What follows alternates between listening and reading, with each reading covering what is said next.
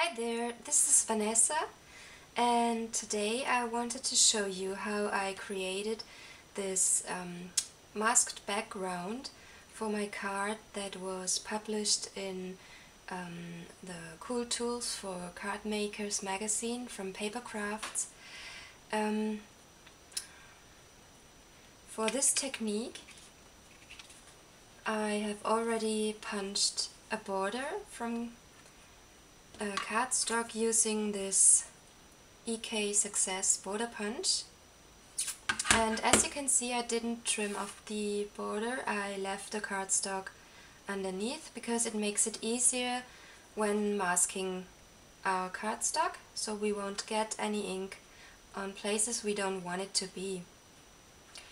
Then I've trimmed a piece of white cardstock for the background, and we have distress ink.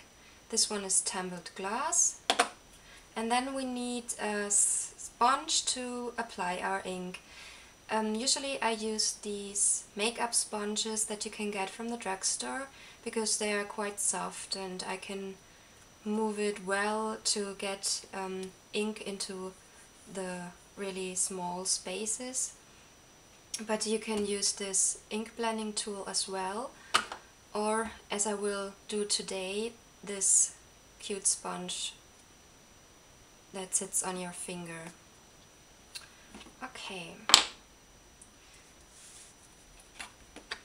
It's really easy. All you have to do is mask the cardstock. Starting from the top, we will work to the bottom.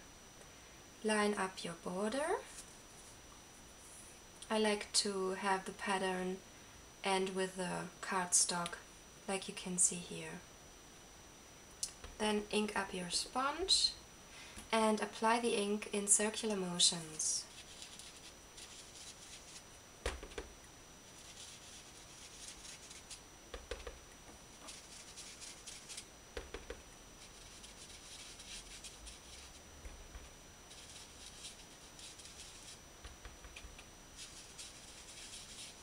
You can vary your look when inking up your cardstock more or less.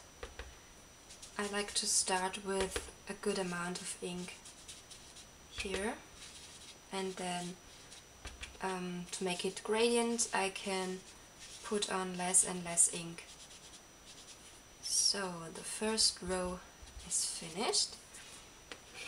Then remove your mask, and for the next row I like to move the paper so it's not the same position but a little bit more on to the right.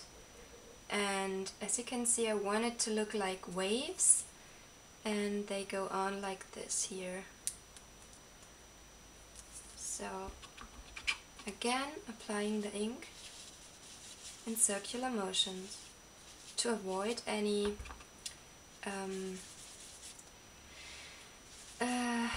how do you call it? Sorry. Any spots where there's too much ink or there's an edge. I want it to be soft and pretty.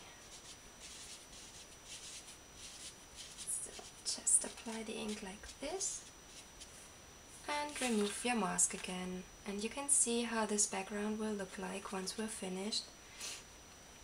Then I will position my border like I did in the first row and start inking again. Yeah. Then I want to ink the edges to finish it off.